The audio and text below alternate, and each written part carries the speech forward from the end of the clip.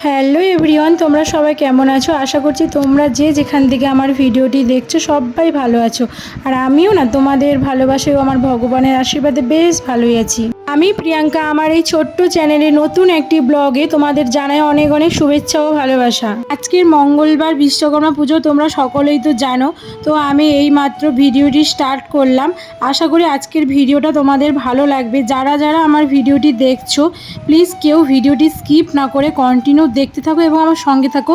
কোথায় যাব, কি করব না করব সবটাই তোমরা জানতে পারবে আমার সঙ্গে থাকলে। এখন বাজে সন্ধ্যে 6টা আর আমি দেখো ড্রেস পরে মেকআপ করতে বসে গেছি। তো বন্ধুরা তোমরা তো দেখতেই পেলে, প্রথমে টোনার দিয়ে মুখটা ক্লিন করে নিলাম, তারপর 2-1 মিনিট পর নিভিয়া ময়শ্চারাইজারটা মুখের উপর অ্যাপ্লাই করে নিলাম।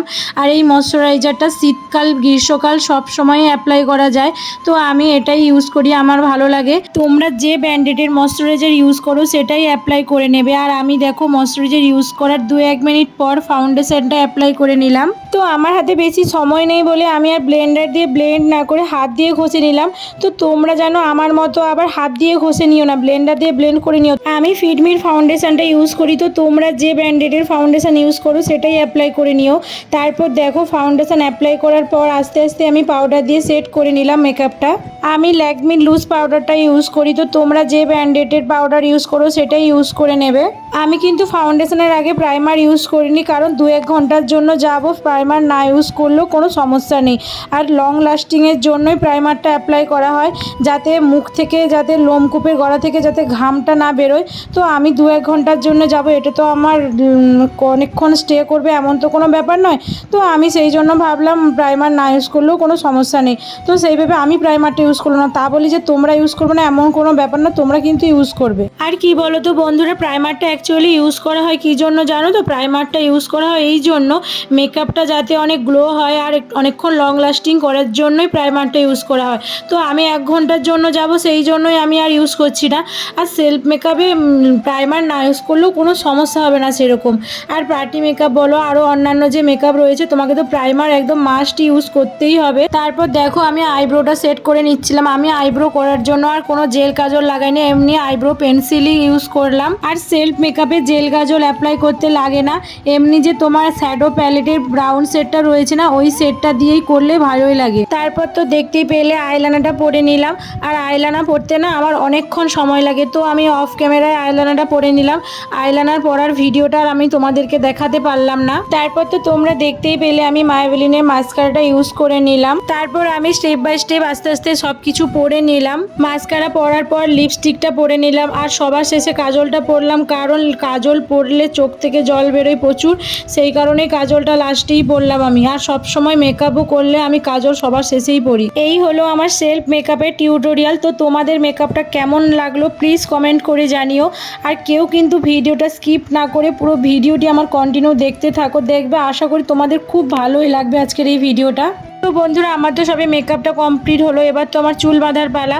তো দেখো আমি চুলটা পপ করে নিচ্ছিলাম, আর পিছনে চুলটা ছাড়াই থাকবে। চুল বাঁধা তো কমপ্লিট হলো, এবার সিঁদুরটা পরে নিলাম। আর আমি কোথাও গেলে তোমাদের তো আগের ভিডিওতে বলেছি আমি লিকুইড সিঁদুর ছাড়া আমি গুঁড়ো সিঁদুর পরি না।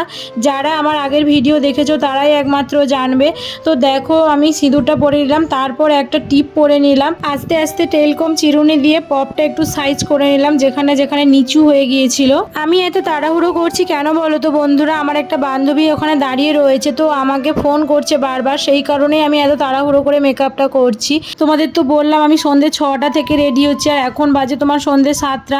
এত রাতও হয়ে যাচ্ছে, আর ওর একটা বাচ্চা মেয়ে আছে, ওকে তাড়াতাড়ি ফিরে আসতে হবে। আর জানো তো বন্ধুরা আমাদের এদিকে না আজকে খুব গরম পড়েছে, এদিকে কোনো মেকআপও করতে পারছি না ঠিকঠাক, আর চুলটাও ঠিকঠাক বাঁধতে পারছি না। কি করব বুঝতেই পারছি না। ফ্যানও চলছে কিন্তু ফ্যানের বাতাস তো গায়ে একটুও লাগছে না।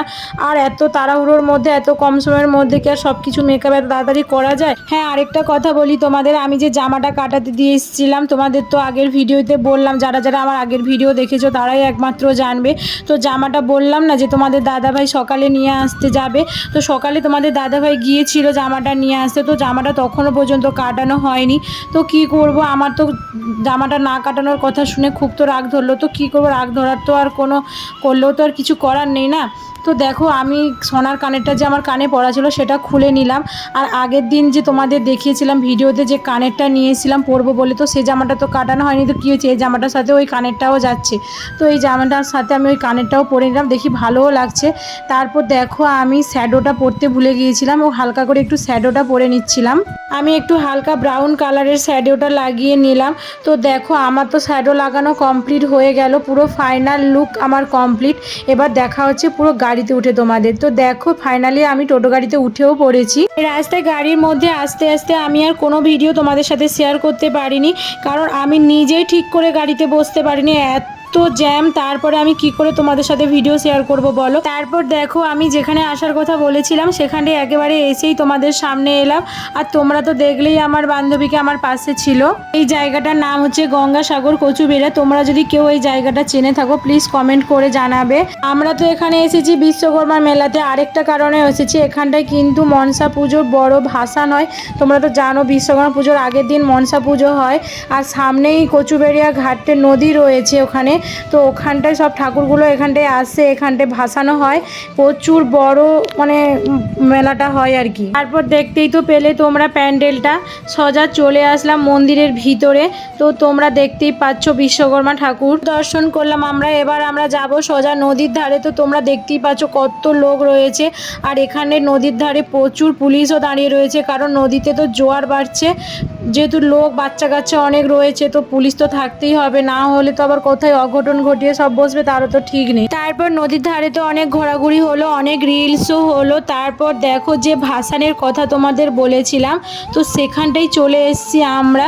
তো দেখতেই পাচ্ছ। তো গাইস তোমরা হয়তো ভাবছো যে মেলাতে গেছো ঠাকুর ভাসানোর সাথে কি ঠাকুর ভাসানো কি তোমরা দেখোনি কোনো দিন? না গো, আমরা ঠাকুর ভাসানো দেখেছি।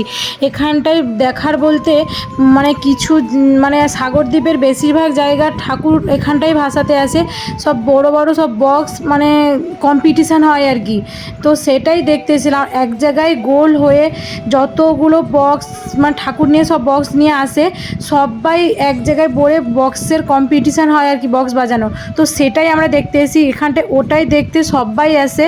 আর এত লোক যে দেখছো না, সবাই ওটার কারণেই কিন্তু আসে দেখতে, এই বক্স বাজানোর কম্পিটিশানটা দেখতে। তো আমরাও এসেছি ওটাই দেখতে। তো অনেক রাতও হয়ে গেছে, আর বেশিক্ষণ থাকবো না। তো দেখো বাড়ি ফিরে যাচ্ছি। আর আমি যে বান্ধবীটার সঙ্গে এসেছিলাম না, ও হচ্ছে ওর বাপের বাড়িতে চলে গেছে, ওখান থেকে ওর বাপের বাড়ি কাছাকাছি। আর আমাকে তোমাদের দাদা ভাই আনতে এসেছিলো, তো আমিও বাইকে উঠে পড়েছি। তো দেখো বাড়ি ফেরার পথে তাও এখনও পর্যন্ত কত ঠাকুর যাচ্ছে দেখো রাস্তায়। আর ওখানটায় যেগুলো রয়েছে ওগুলো কিন্তু আগে থেকে চলে গেছে, এগুলো আমরা যে আসছে আরও রাস্তায় সব ওগুলো আরও যাচ্ছে, ওইখানটাই যাবে সব। আর ওখানে যদি কোনো হার্টের পেশেন্ট থাকে না, সঙ্গে সঙ্গে হার্ট অ্যাটাক হয়ে যাবে, কারণ আমাদের মতো সাধারণ মানুষের যদি এত প্রবলেম হয় তাহলে ওদের কি হতে পারে একটাবার ভাবো। তো বন্ধুরা ওদিকে তো অনেক ঘোরাঘুরি হলো, এবার তো আমাদের পেটটাও পুজো করতে হবে। তো দেখো তোমাদের সাথে গল্প করতে করতে চলে আসলাম একটা রেস্টুরেন্টে। এই ভিডিওটা কিন্তু তোমাদের দাদাভাই আমাকে করে দিচ্ছিল, কারণ আমার এই ভিডিওটা করতে মনে ছিল না। আর তোমাদের দাদাভাইকে অনেক করে রিকোয়েস্ট করার পরই আমাকে এই ভিডিওটা করে দিল। আর আমি গিয়ে ওখানে বসে পড়েছি আগে থেকে, আর তোমাদের সঙ্গে এত কিছু শেয়ার করলাম, আর এই ভিডিওটা শেয়ার করবো না এটা হয়? তোমাদের দাদাভাইকে অনেক করে বলার পর ভিডিওটা বা করে দিল। আমি নিজে ভিডিওটা করতাম কিন্তু আমার মনে নেই, তারপরে আবার গিয়ে ভিডিওটা কে করবে, আর অনেক লোকও রয়েছে দোকানে, সেই কারণে আমি আর যাইনি। শেষমেশ আমরা দুই পেটুক চলে আসলাম রেস্টুরেন্টে। আর তোমাদের দাদাভাই ঝটপট করে বিরিয়ানি অর্ডার করে দিল। আর দেখো আমাদের বিরিয়ানিটা দিয়েও চলে গেল। আমি কিন্তু লেগ পিসের প্লেটটা আগে নিয়ে নিলাম তোমাদের দাদাভাই নেওয়ার আগে। আর আমার একটা বাজে অভ্যাস কি জানো তো, বিরিয়ানি খেতে গেলে যে যেখানটাই হোক আর যখনই হোক লেগ পিস আমাকে দিতে হবে, লেগ পিস ছাড়া আমি তো নেবই না। তো বন্ধুরা আমরা খেতে থাকি। আজকের ভিডিওটা এই অবধি। যদি ভালো লেগে থাকে প্লিজ একটা লাইক কমেন্ট করে দিও, আর আমার চ্যানেলে যারা নতুন বন্ধুরা প্লিজ চ্যানেলটিকে সাবস্ক্রাইব করে দিও, আর পাশে থাকা বেল বাটনটি অবশ্যই প্রেস করে দিও, কারণ আমার ভিডিও নোটিফিকেশান যেন সবার আগে তোমাদের কাছে পৌঁছে যায়। দেখা হচ্ছে আবার নেক্সট ভিডিওতে। Tata, good night, by.